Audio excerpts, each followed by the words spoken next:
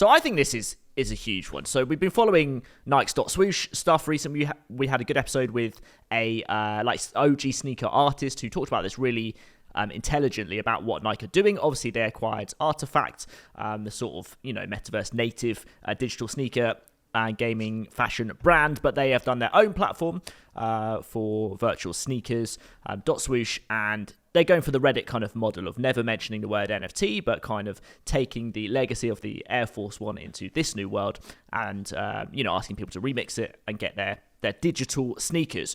So they did that, and they sold over $1 million this most recent week. So the drop was really successful that they've been kind of talking about for a while. And then this announcement dropped of them partnering with EA Games, which is huge, I think. And it seems obvious what's happening here is that you'll soon be able to bring in your dotswoosh digital sneakers into games.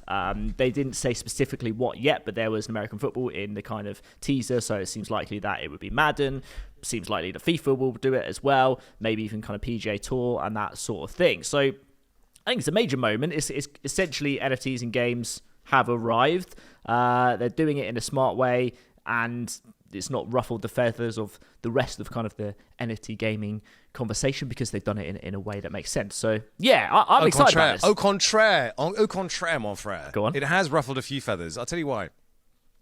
If you are an Artifact supporter, which I have been since a very long time ago, same, then you would look at this and go, hang on a second, I thought the kind of Air Force One stuff was going to go through Artifact. I thought that was where the digital version of this, the NFT version of this. But obviously Nike now have this dotswoosh. Artifact is sort of embedded into dotswoosh, but like it's just kind of a bit weird. Exhibit A.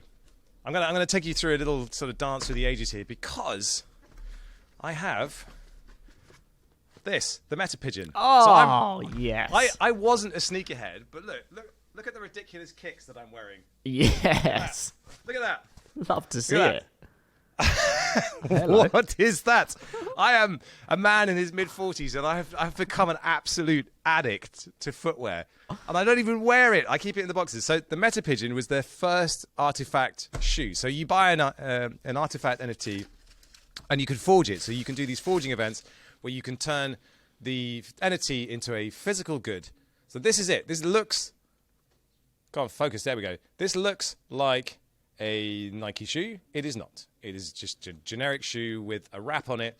And this was a collab with Jeff Staple, the legendary sneaker designer. And that was all beautiful. Then they released the clones. And the clones all had these different DNAs. So you had humans, you had robots, you had aliens, you had angels, you had reptiles. Yes. So then they released these Air Force Ones. And before they did that, they did these special artist drops. So this is Corey Van Leeuw, I believe, who did the wrap on this. So this is the very first Artifact Air Force One drop. And then they have all the different Clone X ones that are coming out as well. I got every single one of them because I'm an idiot. Because I love them. I love them. They are amazing. And now I'm like... I'm a fanboy. I'm now like... I don't even know why. There's something about it. There's something about the... Just being... grabbing the first earliest iterations of NFT-backed shoes just felt like something I wanted to do. I don't even know why. Because I don't wear them. I don't even like how they feel on my feet. It is the most like it's the biggest kind of signal, or the one that makes the most sense instantly, I think, because you've got the stuff you can wear in these virtual worlds that are coming in, and also you forge them into the physical world. Like, they have nailed that. So it made sense. I want to be a part of that because that does feel like the most clean way of transitioning into this new world, right? And the funny thing is, what has been sort of forgotten about with Artifact is just how embedded they were in the gaming community. Like, Chris Lee started out making skins. He was a skins designer, and Benoit was deeply embedded in luxury fashion, but then also in the gaming community as well. Like, you talk to those guys, and like they're in it deep. So it was obviously made the most sense for them to be acquired by Nike. They now have a ton of money to develop and do the things that they're trying to do, and they're like Artifact in the process of just scaling up and trying to become the kind of monster Web3 fashion crossover brand that they need to be. But it does feel like it's sort of happening kind of at the same time. You're not quite sure where you sit. And alongside this, you've got Adidas that kind of did this weird pivot from their metaverse strategy. I've also got an Adidas tracksuit that came from the first drop that they did. Ridiculous thing. You'll see me wearing it in the latest essay video we did, by the way. What a bell end. So yeah, I yes, like you, I think this is very much stealth red pilling people into NFTs. I don't know. I mean, I do know how I feel about that, which is like, if you're going to do NFTs, own it.